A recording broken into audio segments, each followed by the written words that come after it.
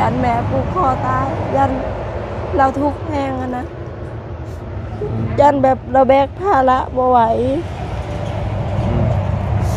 แล้วน้องก็มาเฮือนมาเบิ่งแม่เสียเรียกกับบ่ไหวสิเฮ็ดหยังก็บ่ได้บัดต้องคอยเบิ่งแบบนี้แหละเนาะตอนนี้น่ะหนักเลยเนาะตอนนี้เจอปัญหาแบบหนักเลยหนักเลยในชีวิตน้องถือว่าลำบากชุดเนาะ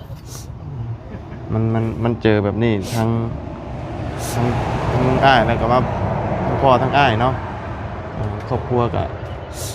บ่สมบูรณ์บัดนี้เนาะเฮือนซ่านก็คือเฮ็ดแน่ๆพี่น้องเนาะนี่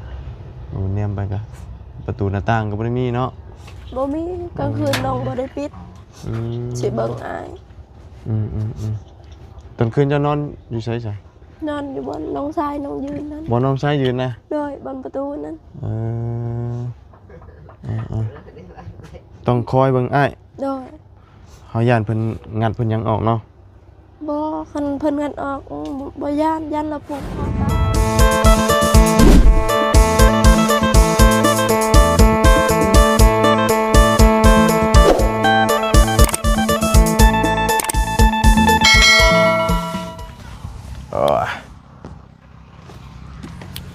โอ้เอามื้อนี้ก็เปลี่ยนสถานที่เนาะมาอยู่โฮมต้นตีนเป็ดพี่น้องเนาะกับต้นนี้บาทนี่เนาะเปลี่ยนสถานที่แล้วแต่ว่าก็อยู่หิมทางคือเก่าเนาะอยู่ระหว่างหิมทางคือเก่าพอดีว่ามื้อนี้มาหาทางสาวเพชรเนาะที่ว่าอ้ายเราถูกขังล่ามสู่ไว้นะพี่น้องเอ้ยเนาะบ่บุญก็ยังบ่ได้เคยมาจักเทื่อเนาะเห็นหมู่ครูมาอยู่มื้อนี้ก็เลยมาเบิ่งน้ำกันพี่น้องเอ้ยเนาะเป็นจังไดเห็นว่าล่ามสู่ไว้ว่าถ้าว่าบ่เฮ็ดจังซี่ก็ออกไปยืนอยู่กลางถนนให้รถต่ำว่าเนาะหน่อยอันตรายแล้วพี่น้องเอ้ยเนาะอันตรายแบบนี้เพราะว่าคนที่ว่าต่ำนี่แล้วอันตรายเนาะ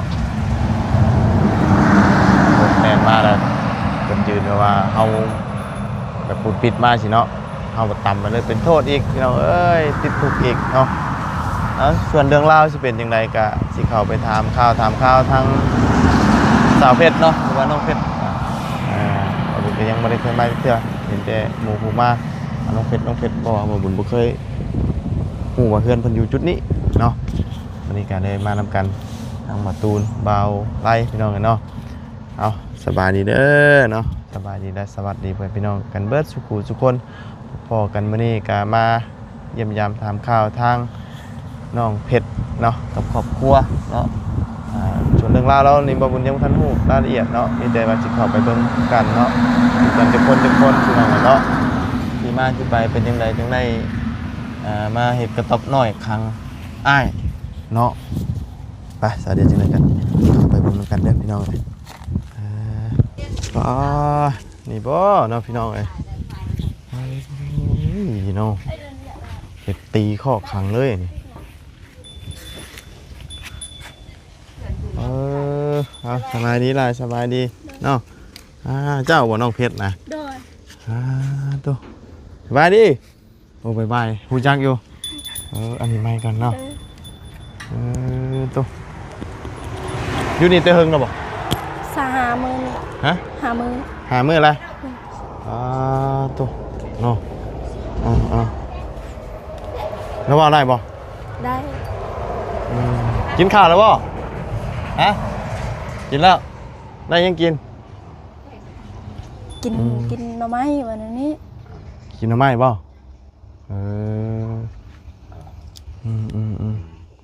กับขนมหามื้อแล้วบ่อยู่ในนี่ไผจะเฮ็ดคอกให้นี่น้องมาเฮ็ดซอยน้อยโอ้จำเป็นต้องเอาอยู่แบบนี้เลยเงินยืมเงินบาบุญของมามุงนี่บ่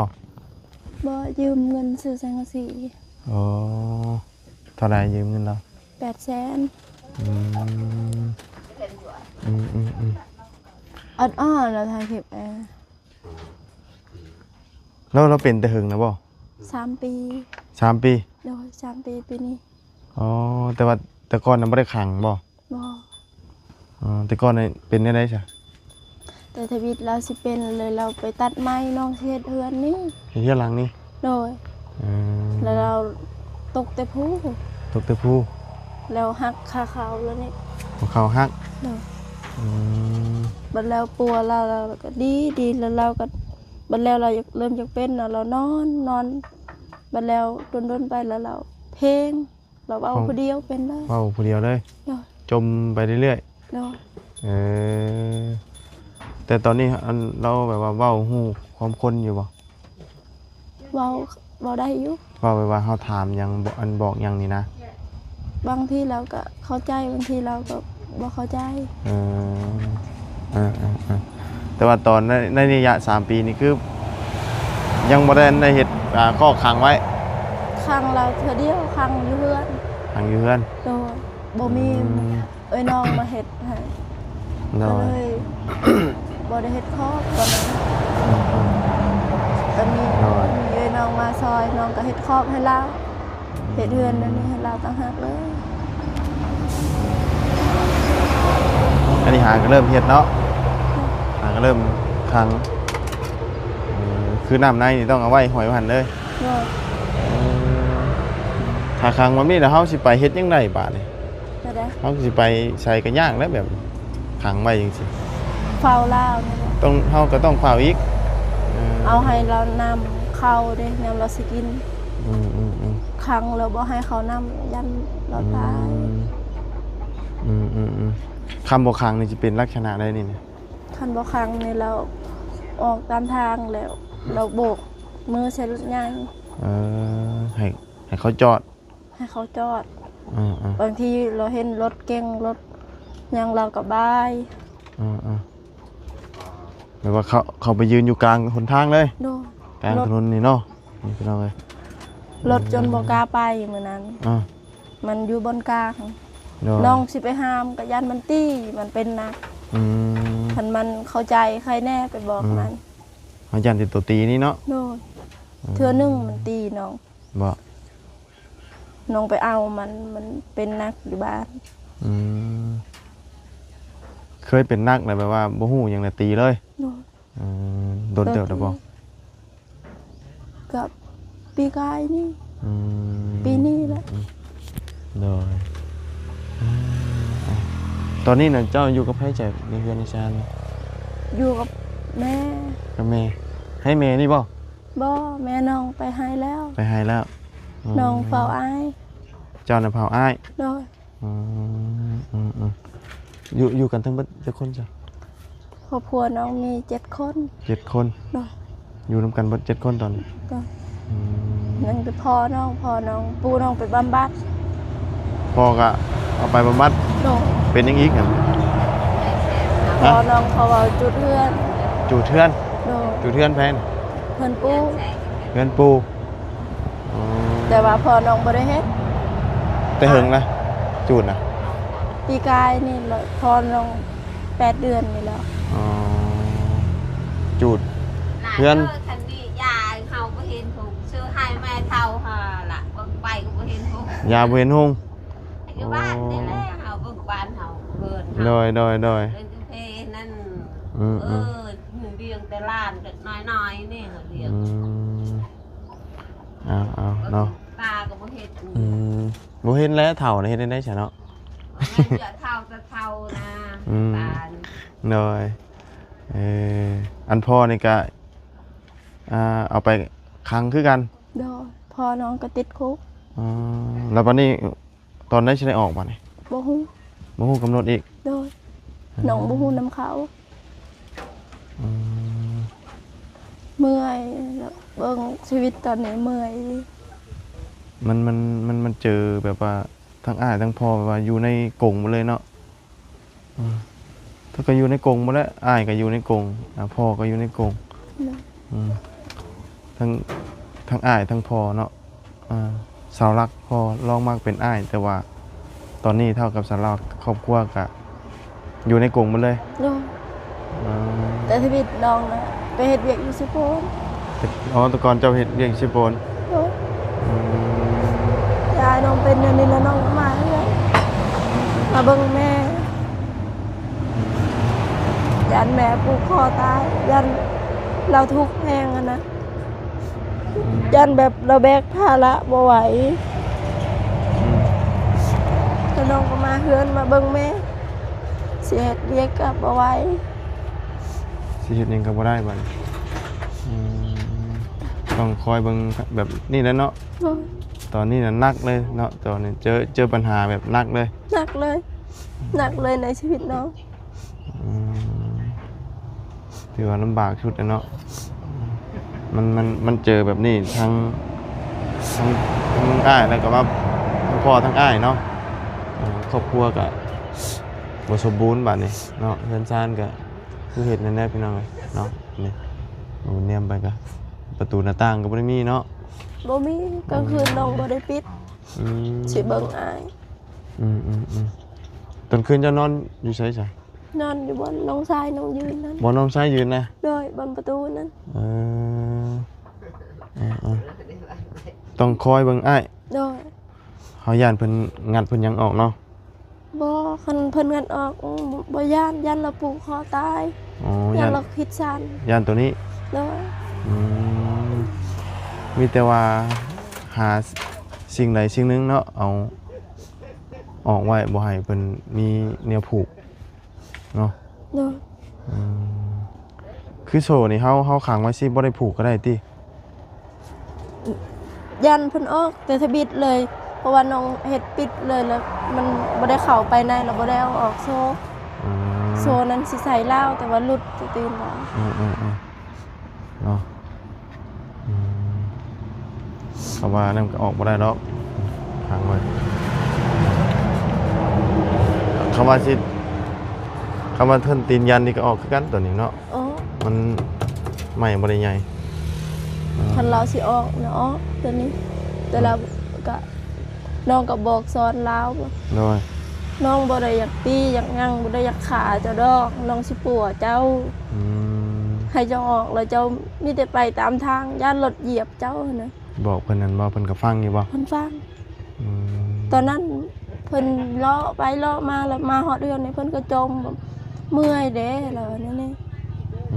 บ่อยากไปหมู่ก็ชวนไปแล้วนั่นนี่ โดยทั้งเรานี่จักปีแล้ว ชาวปลายปี ชาวปลายเจ้าได้จ้ะ 19 19เนาะทั้งเรากับท่านได้เคยสร้างครอบครัวบ่ บ่ ยังท่านได้มีเมียเนาะ เราเรียนป .5 จบป .5 แล้วไปเอาใบประกาศแล้วสิเรียนมอแล้วพอน้องบ่มีเงินสิส่งเราเรียน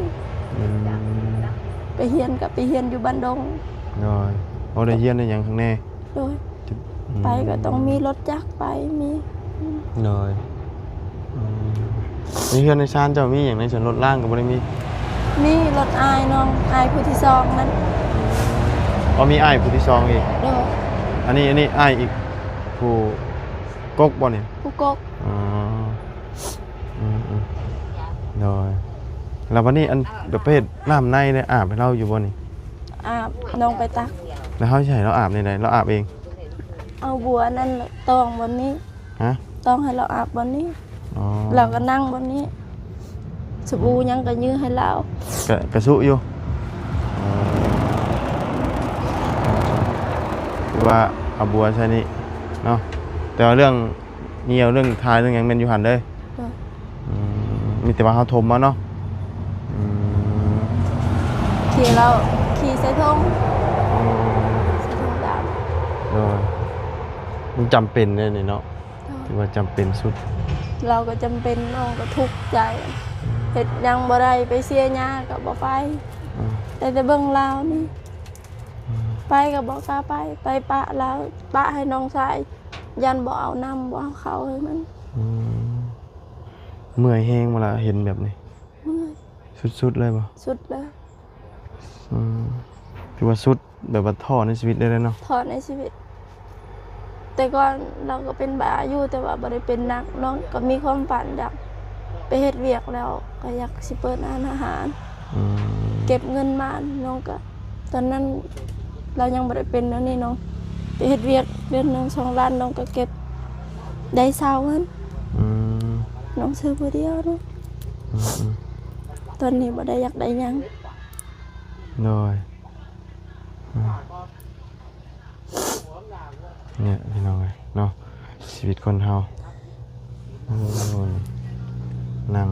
มันอยู่แล้วกันเนาะมีแต่ย่างนั่งนอนนั่งนอนอยู่นี่แหละเนาะตอนแรกมาขอฮ้อนๆเนี่ยนี่เนาะ เนาะ ฮ้อนเฮงนะปู่เป็นน้องอยู่ได้ทุกเพลงตอนนี้ ถูก เนาะทุกเพลงคิดหลายเนาะนอนรับอยู่บ่คาอ้ายเขาอยู่แบบนี้ บ่ บ่รับเลย บ่ละนอนกลางคืนก็บ่ละ อืม เขาบางทีก็กินบางทีก็บ่ได้กิน อืม ไปหาหน่อไม้ก็บ่ไหวให้บ่ไหว โดยเนาะเมื่อยแล้วคือมันคิดหลายเนาะคิดหลายอย่างคิดทั้งเรื่องทั้งพ่อเนาะทั้งอันมาทั้งนี้มาทั้งอ้ายแล้วก็ทั้งครอบครัวกับบทสมบูรณ์หลายอย่างเนาะเป็นสานัดเป็นหลายสิ่งหลายอย่าง มีอยู่บ่ในโลกนี้ทุกข์จำน้องนี่ แต่ตอนนั้นนั้นเจ้ากับไปเฮ็ดเวียกอยู่เชฟโปน โดย ก็ถือว่าพอได้อยู่เนาะ โดย อืม ได้อยู่ตอนนั้นซื้อข้าวซื้อน้ำกับน้องนี่แหละ เดือนหนึง2 ล้าน อืม ก็พอกุมเดือน ถ้าเป็นแบบนี้เฮาบ่มีเงินบ่ได้หาสิเนี่ยเรื่องข้าวเรื่องน้ำได้ใช่ไหม ไปขอน้ำเขา หึ ไปขอน้ำเขา ขอข้าวเพิ่นบ่ โดย อ๋อขอในบ้านนี่บ่ ขออยู่บ้านเอ้ยน้องอยู่บ้านอะไร อืมขอเอาน้ำเอ้ยน้องก่อนเพราะว่ามันจำเป็นแน่เนาะเฮาสิไปก็ไปบ่ได้เนาะ โดยบางทีก็ไปขอน้องบ่าวคง อืมมันมืดนะว่าไงทางตันเลยเนาะแต่ว่าตอนนั้นว่าบ่ทันได้เห็นของมันผูกไว้อยู่เฮือนบ่ โดย เอาโซ่นี่ล่ามไว้ โดย อ่า ลุด มันรุด โดย ผูกไว้อยู่เทิงกันจักเดือนฮอดเดือนอยู่บ่ บ่ฮอดอาทิตย์หนึง อาทิตย์หนึงแล้วแต่จังมันลงมาเฮ็ดอยู่นี้ โดย อืมแต่ว่าชั่วโมงนี้นอนอยู่บ่อนนี้พอได้เยี่ยมคอยอ้ายเนาะ โดย ประตูตัวนี้พี่น้องเลยเพราะว่ามันอันว่าอันนี้พี่น้องเลยบ่ได้มีอันยังปิดเนาะแต่ว่าอันนี้เป็นหมองเฮ็ดอยู่เฮ็ดกินบ่ โดย ใช้ไปเบิ่งดูไปเป็นยังไงพี่น้องเลยถึงมาทางนี้นี่บ่นี่อยู่เฮ็ดกินเป็นครัวนี่ โดย ขึ้นไปนี่ โดย อันนี้เนาะอันว่านี่ก็เพื่อนพอเห็ดเนี่ยเนาะ โดย อืม พอน้องเฮ็ดเพิ่นเบิ่ง อันเพื่อนปูเจ้าอยู่ใช่จ้ะ อยู่ไหน อยู่ในพุ่น แต่กี้บ้านน้องอยู่ไหนผิดกับเราแล้วยายมาอยู่ตามทาง อ๋อ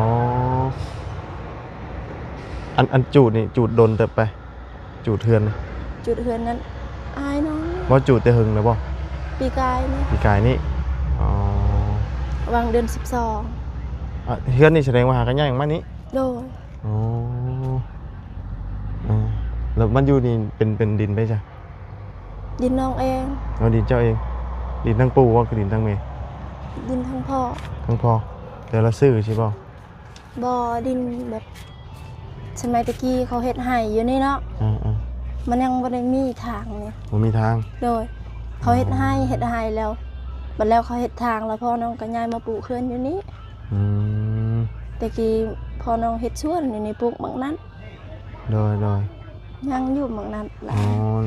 แต่ก่อนเนาะเพราะว่าปูเขาใจพิษว่าทั้งพ่อเจ้านี่เป็นคนจูเทือน โดย เราเป็นยังจังคิดว่าเราจูเทือนตอนนั้นกับเรา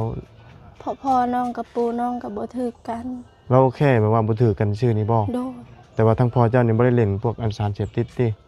พ่อน้องดินสารเสพติดแต่ปี2021 อืม บัดปี2023-24เราเปลี่ยนแปลงมาโดนอีหลีสำหรับน้อง อืม เราบ่ได้กินยาบ่ได้หยังตามที่น้องเบิ่งน้องก็สังเกตเบิ่งแล้ว โดยแต่ก่อนนั้นเราเล่น โดย อืม แต่ปู่ผัดผิดกันแล้วผัดสั่งกันเลยหั่นน่ะ อืม เราก็คือว่าแหละแบบแม่ของพ่อน้องนั้นเสียแล้วปู่เอาเมียใหม่ อืม เอาตอน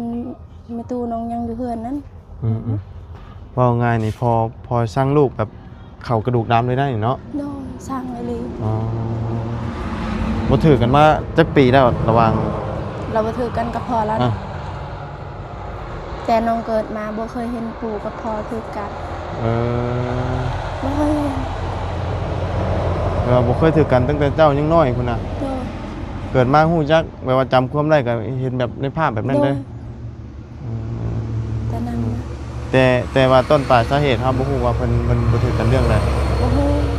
เจ้าเคยถามพ่ออยู่บ่ซะ ก็เคยถามอยู่ถามก็ถามว่าพ่อเป็นหยังตัวคือผิดกันกับปู่ก็ผิดกันแล้วเราว่าเบิ่งปู่เจ้าย่านแต่เฮาได้อันนี้ อืม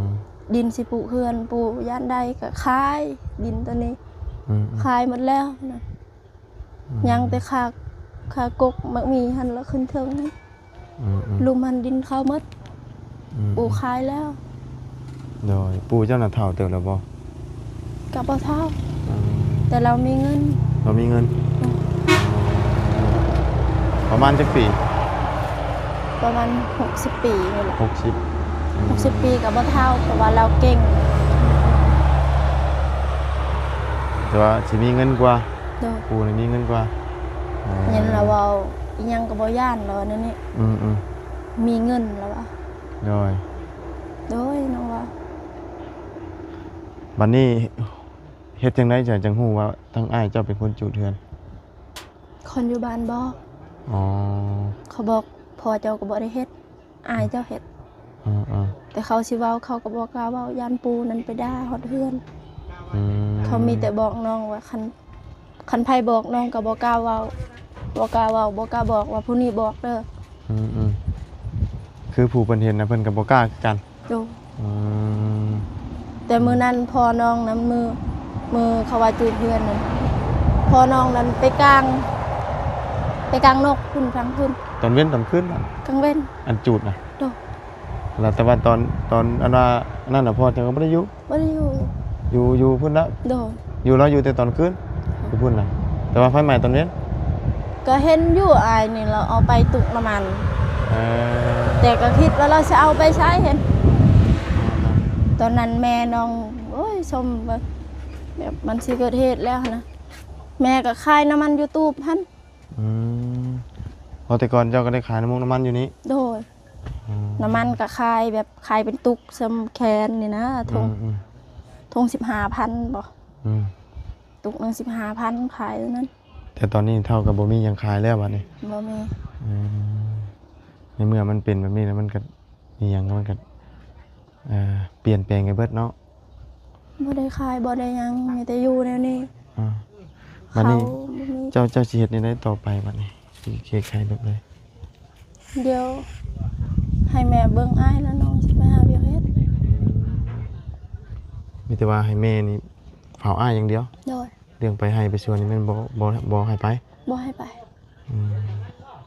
เพราะ ไป ว่า ก็แบบเฮ็ดบ่ไหวนะผู้เดียวแล้ว อืม น้องก็บ่อยากให้เราเฮ็ดมื้อนั้นน้องหายแล้วเราเว้าแม่อยากเฮ็ดโตคือบ่ให้เฮ็ดคอยเว้าตอนพอยังอยู่เฮายังบ่ได้เรื่องให้นั่นน่ะนี่ใช่ว่าเจ้าสิไปเฮ็ดผู้เดียวเจ้า ไปเฮ็ดก็เมื่อยซื่อๆว่านั่นนี่ น้อย บ่ไปก็ได้เพราะว่านั่นนี่เราก็ยังไปอยู่ โดย เขาเราน่ะ2-3ต้นบนนี้กกหนึงบนนั้นกกหนึง มันบ่งาม บ่ จักสิได้กินหรือบ่เฮ็ดไปซื่อ เฮ็ดไปซื่อ ๆแล้วตอนนี้ข้าวกินเจ้ามีแบบใดจากตอนนี้มีบ่ได้มีเลยบ่เลยจังได๋ ๆเขาเบาลีซื้อให้สิหมดแล้ว แล้วซื้อมาจากเปล่า เปล่านึง เปล่านึง ก็ พอเราเคยซื้อข้าวมาแล้ว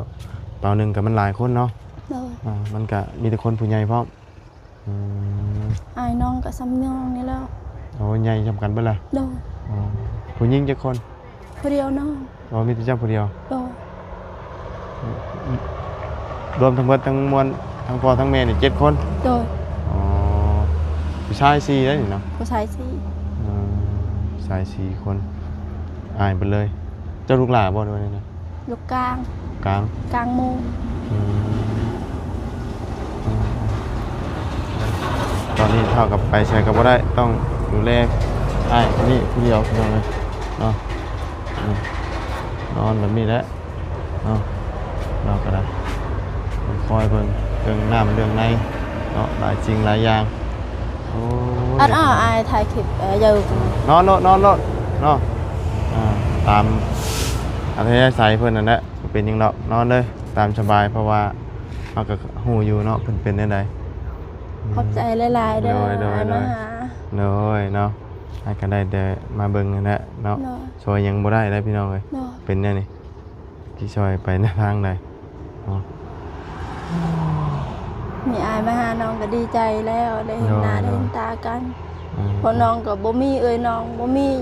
อายที่แบบว่า แบบยังแบบบ่ได้จมอยู่แบบที่น้องจมบ่มีน้อง มีแต่บ่าวบุญครอบ ว่ามันคงนี่ญาติทั้งไทยทั้งเมย์บ่ ญาติทางพ่อ ญาติทั้งพ่อ เนาะ อ๋อว่ามันคงนี่ญาติทั้งพ่อ เนาะมีแต่ญาติทางพ่อ อื แม่ลูกคำพร้า เมย์กับลูกกำพร้าอีก เด้อ ว่าไงอาภัพมาตั้งแต่เมย์พุ่นเนาะ เด้อ ตามมาเลยเมย์น่ะคนบ้านไหนจ้ะ บ้านเดียวกัน คนเดียวกัน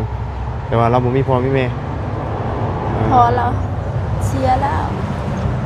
แม่เราก็เสียตอนแต่เรายังน้อย แต่ไผจะเลี้ยงเราจนใหญ่มา เลี้ยงเราจนใหญ่เราอยู่น้ำอ้าว เออแต่ว่าญาติทั้งแม่นี่อยู่ในบ้านนี่บ่ตอนนี้ก็ บ่อยู่บ้านนาบ่ มันน่ะบ่พุ่นบ่ได้อยู่บ้านนี่บ่มี บ่มี อืมมีแต่ญาติทั้งพ่อเท่านั้น มีแต่ญาติทางพ่อญาติทางพ่อหลายอีหลี อืม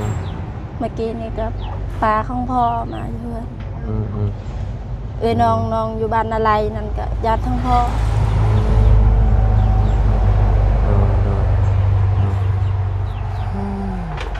เอาตอนแรกอีหยังก็กลางมุ้งให้เราบ่ โดย ไผจะกลาง เรากางเอง กลางเองได้อืมพวกกลางอันนี้เนี่ยเรายังพอฮู้อยู่ส่วนนี้เนาะอืม โอ้เราอยากกินเราก็เอิ้น กินข้าวสิเนาะ โดย มันพอหูหลายอย่างอยู่แต่ว่าเอาบ่กล้าปล่อยออกมา